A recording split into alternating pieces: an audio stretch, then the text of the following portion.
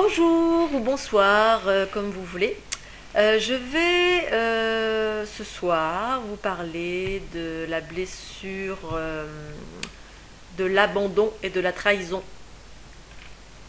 Donc tous les individus qui sont sur le chemin souvent traversent ces blessures-là. Et quand on travaille sur nous, on traverse successivement assez souvent les mêmes blessures. Disons quand on fait des prises de conscience, on rencontre une blessure, on la pacifie, on évolue, peu de temps après elle se représente à nous, on la repacifie. Alors les premières questions c'est au tout début, on se dit tiens c'est bizarre, je pensais avoir dépassé cette blessure là et elle revient sans cesse. En fait c'est normal parce que nous sommes des êtres multidimensionnels, tout est multidimensionnel, il y a différents plans de conscience dans notre être, et donc ça se répète à l'infini dans tout ce qui nous entoure, le monde qui nous entoure. Et donc, successivement, on part de l'espace le plus éthéré à l'espace le plus densifié, on va dire, de notre être. Donc, qui correspondent aux différents plans de conscience de notre être et à l'image extérieure du monde et des univers. Donc, à chaque fois, on dépasse une blessure, elle revient, et voilà. Et ça traverse nos différents plans de conscience, comme ça, c'est hop, hop, hop, hop, hop, hop, hop, hop. Ça traverse nos corps différents jusqu'à nos cellules, en fait, jusqu'à la densité, jusqu'à l'espace de nous le plus dense.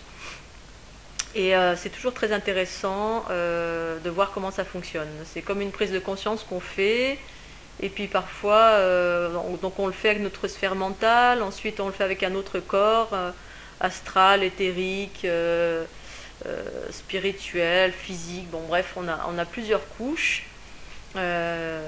jusqu'à ce qu'on l'intègre jusque dans nos cellules, jusque dans notre densité, et bien ça correspond au cycle de l'évolution, voilà. On épure au fur et à mesure dans tous les plans de notre être.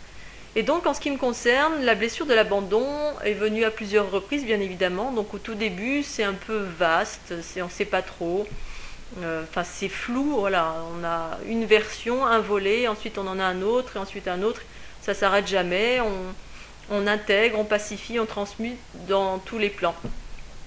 Et donc je viens de faire une prise de conscience de cette blessure, de l'abandon. Bon, aujourd'hui j'ai l'impression que c'est d'une évidence à couper le souffle. Mais voilà, je ne l'avais pas vu encore sous cet aspect-là. C'est comme un peu un projecteur, hein, la lumière qui est en nous, qui rayonne, nous montre un nouvel aspect de nous-mêmes qu'on n'avait pas perçu.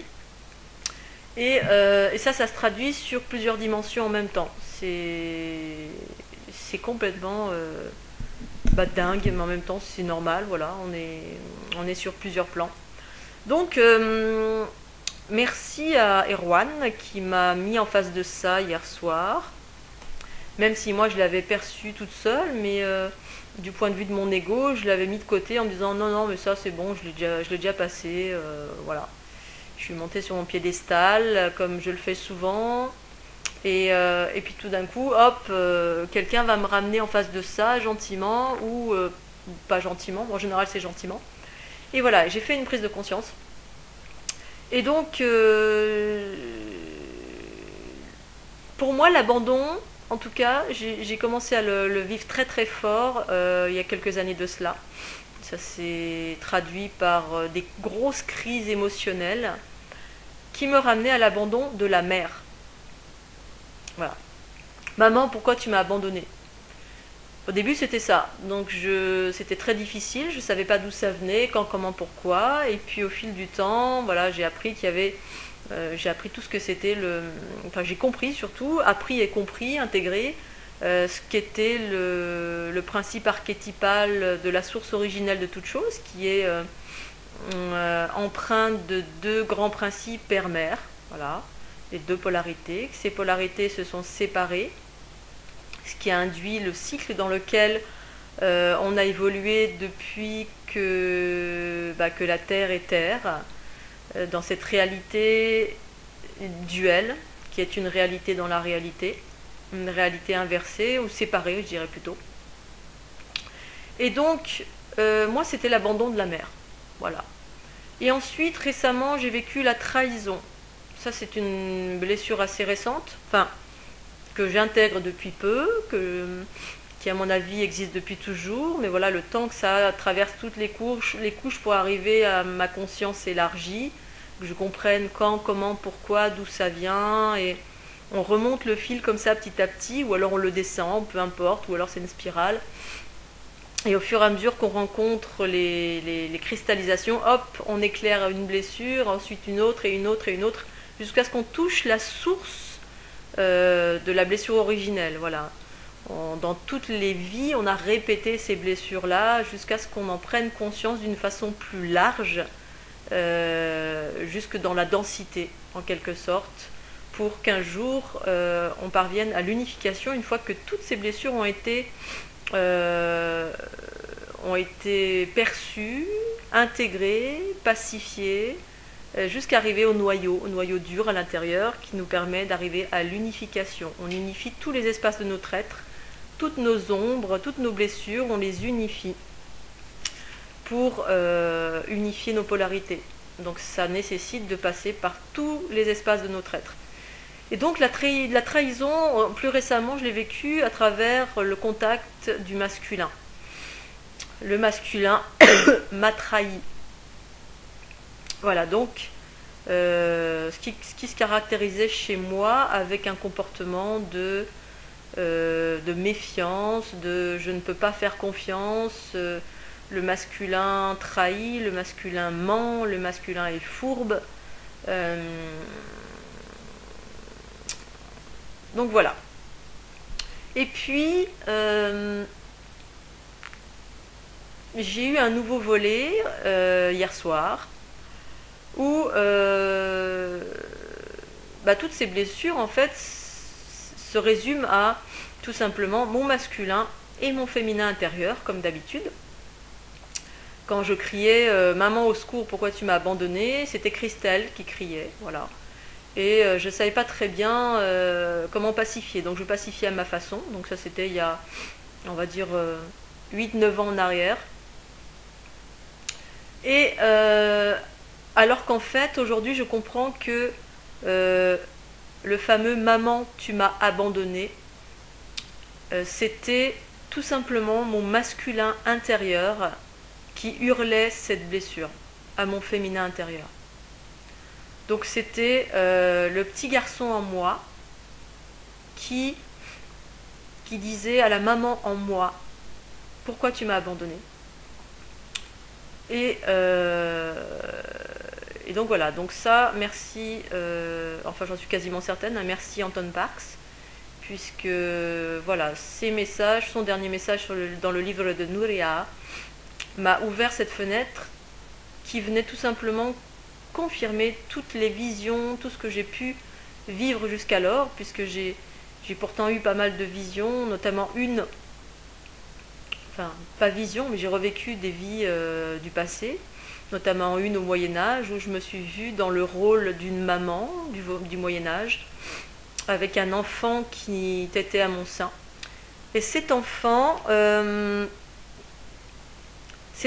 eh bien, on me l'a arraché quelque part. Mais quelque part, il y avait aussi de la culpabilité, et c'est comme si je l'abandonnais aussi. J'étais la mère, l'enfant, on me l'enlève, je vis la séparation difficilement, enfin quelque chose d'assez terrible. Et ensuite, je me retrouve dans la peau de l'enfant, qui est séparé de sa mère et qui vit le rejet et l'abandon. Et je ne sais plus s'il y avait de la trahison, mais en tout cas, je me retrouve dans la peau de l'enfant qu'on jette, dont on n'a plus besoin.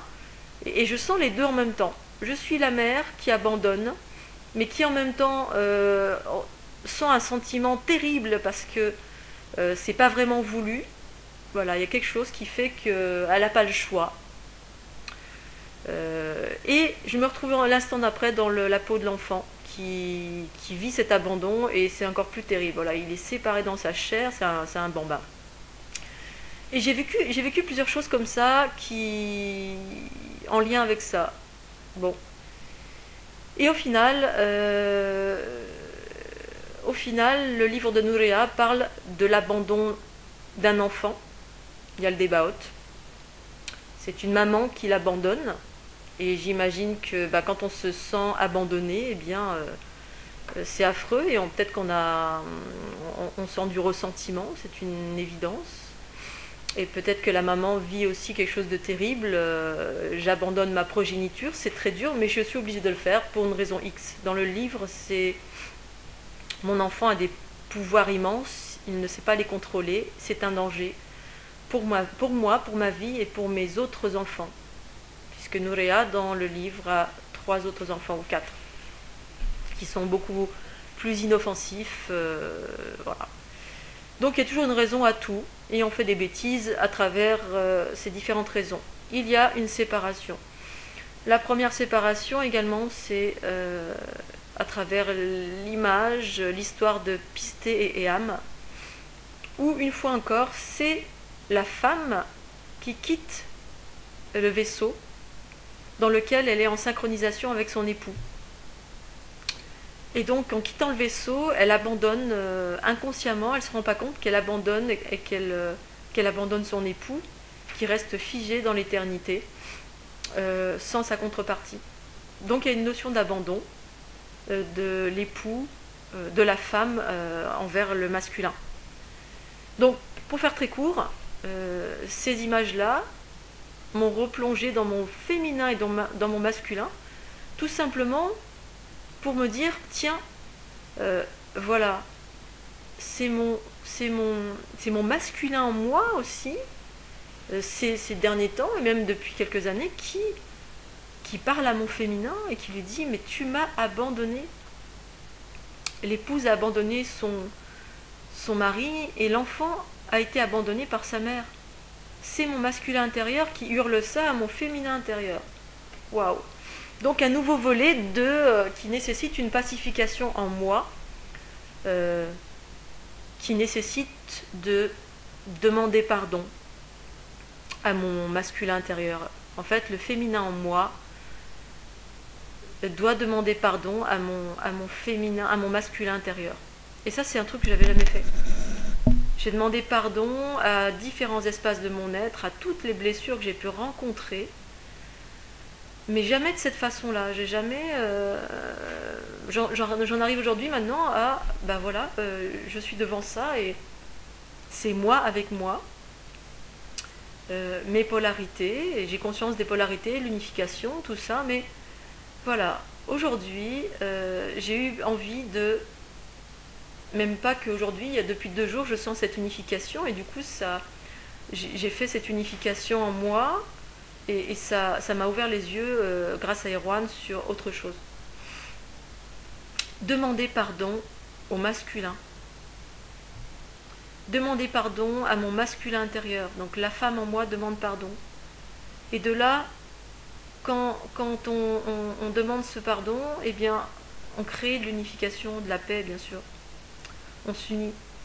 Et de là, j'ai eu envie de demander pardon à la terre entière, à mon père biologique, que j'ai déjà demandé pardon, enfin, fait la paix depuis plusieurs années, mais renouveler encore ce vœu, ce pardon à mon père, à mon frère, à mon époux, à tous les hommes que j'ai pu rencontrer dans toutes mes incarnations. Comment dire donc ce processus de pardon, eh bien oui, voilà, j'ai eu envie de le faire aujourd'hui. J'ai demandé pardon à tous les hommes de la planète depuis que je suis incarnée. Depuis que je suis incarnée sur cette planète et depuis même bien au-delà de cela. Puisqu'en fait, quand on prend conscience de cela, de eh bien, de cette souffrance, de cette demande de reconnaissance, de ce pardon du masculin envers le féminin. Une souffrance et une reconnaissance qui va dans l'autre sens aussi. Je me suis posé cette même question à travers les recoupements, à travers ce que j'ai pu vivre comme blessure. Parce qu'après l'abandon, il y a la trahison. Et la trahison, j'ai pu la vivre, comment dire, je l'ai sentie à travers la trahison du masculin. Le masculin trahit le féminin. Alors, j'ignore encore, j'ai pas encore de certitude concernant la blessure originelle, mais je pense qu'il est directement issu des différents cycles de dualité, où tantôt il y a eu le matriarcat et tantôt le patriarcat. Donc à tour de rôle, normal, à partir du moment où on se sépare, il y a du ressentiment, il y a des tentatives de reconnaissance par le pouvoir, le combat, la survie, enfin tous les mécanismes qu'on a déployés pour tenter de récupérer, rééquilibrer ou de prendre le pouvoir l'un sur l'autre, parce qu'à partir du moment où on est séparés, voilà. C'est ce qui s'est passé. Et à tour de rôle, eh bien, dans la blessure de l'abandon de la maman qui a abandonné son enfant, eh bien, il y a le débaote. Le petit enfant s'est retourné contre sa mère. Forcément, il s'est senti rejeté. Il s'est senti abandonné et il s'est retourné contre sa mère et pour la destituer quelque part, pour la rejeter, l'humilier, pour se venger, quelle que soit la façon. Donc la mère s'est sentie trahie, certainement, trahie par sa propre progéniture. Disons que ça a commencé une sorte de cycle infernal de yin, de yang, de yang, de yin. Voilà, chacun a commencé à se lancer la balle et c'était le cycle infernal de la dualité. Et quand Pistée, la reine Pistée a quitté le vaisseau dans le livre de Nurea, si vous l'avez lu ou peut-être vous y viendrez, eh bien son époux qui a été abandonné, a pu rejeter la faute, voilà, contre son épouse, puisque voilà, elle est partie parce qu'elle a vu de la lumière. Donc il y avait une raison, il y a toujours une raison à tout. Son acte a été impulsé par quelque chose de ni juste ni injuste, un acte inconscient, on va dire, quelque part, comme on en fait tous. Voilà, on impulse des actes dans notre vie et parfois on n'a pas tous les éléments. On le fait. Pistée ne s'est pas rendu compte quand elle quittait le vaisseau que son époux n'était pas réveillé. Il n'était pas réveillé, il était encore connecté à son cerveau, et quand elle est sortie, ça l'a déconnecté, ça l'a déphasé, ça a créé un schisme, une séparation des polarités, puisque leurs deux cerveaux étaient reliés par la technologie. Les deux hémisphères étaient reliés, ce qui permettait de conduire le vaisseau spatial. C'était une technologie de l'époque, très évoluée, qui consistait à synchroniser les deux cerveaux de deux êtres différents, de deux polarités différentes. Et donc elle ne s'est pas rendue compte qu'en quittant le vaisseau, que son époux n'était pas éveillé, et qu'elle se désynchronisait, et du coup, l'homme s'est trouvé abandonné. Mais elle, quand elle s'est retournée, le vaisseau s'est effacé, et elle a vu, elle a dû le vivre comme un abandon de la même façon, puisqu'elle n'a pas eu conscience de son acte quand elle a quitté le vaisseau. Donc chacun de son côté a dû vivre l'abandon et la trahison. Pourquoi mon épouse s'en va sans moi? Pourquoi le vaisseau disparaît? Voilà, je me sens abandonnée et peut-être trahie, puisque La trahison, si on cherche comment dire, le sens de ce mot profondément, la trahison, c'est lorsqu'on a mis de la confiance en un individu, donc exemple, mon époux ou mon épouse, j'ai confiance en lui, donc je remets mon pouvoir en cet individu. En quelque sorte, c'est ça. J'ai confiance en lui, je me sens en sécurité en lui, je peux m'abandonner en lui. Et quand cette confiance est trahie parce qu'il se passe un événement que l'on va juger comme une trahison, puisque j'avais confiance, il y a une rupture et on se sent trahi. Voilà. J'avais confiance en lui et on m'a trompé quelque part. Voilà, c'est un sentiment, on va dire, de l'ego séparé, peut-être. Voilà, puisque à l'époque déjà, à l'époque du peuple des Musidim dont raconte l'histoire Anton Parks, c'était déjà le début de la dualité. La dualité existait déjà. Il y avait, c'était le début. J'ai la sensation que c'était le tout début de l'évolution. En tout cas, de notre évolution humaine, puisqu'on est les enfants de cette race, de ce peuple. Et en qualité d'enfants de ce peuple, on porte leurs erreurs, on porte en nous leurs blessures. Voilà. Donc sans revenir au tout début, ce que je pourrais faire aussi, mais je l'ai déjà fait. Voilà, hier soir, j'ai eu envie de... Quand on se pacifie en soi avec le féminin et le masculin, donc qui résout à dire je me pacifie avec l'ombre et la lumière, l'alpha et l'oméga, avec le yin et le yang, le masculin, le féminin, le père, la mère, le frère et la sœur. On se réunifie avec nos propres parties de nous-mêmes parce que nous sommes ces deux polarités. Nous sommes tout cela. L'ombre et la lumière, c'est nous qu'on doit réunifier. Et on le fait en acceptant le poids des erreurs passées. On endosse parce qu'on porte cela en nous. Hein. Donc oui, hier soir, j'ai demandé pardon à mon masculin intérieur et mon féminin a demandé pardon et mon masculin a demandé pardon au féminin et vice-versa. Les deux se sont demandé pardon pour s'unifier. Et de là, quand on intègre, eh bien, on demande pardon à la totalité des ombres et de la lumière sur la terre. On demande pardon à tout le monde, à tout ce qui est, parce que tout ce qui est autour de moi, c'est moi. Toutes les ombres qui viennent vers moi, c'est moi. C'est moi. Et si j'ai des manifestations fortes de l'ombre, ça reste moi.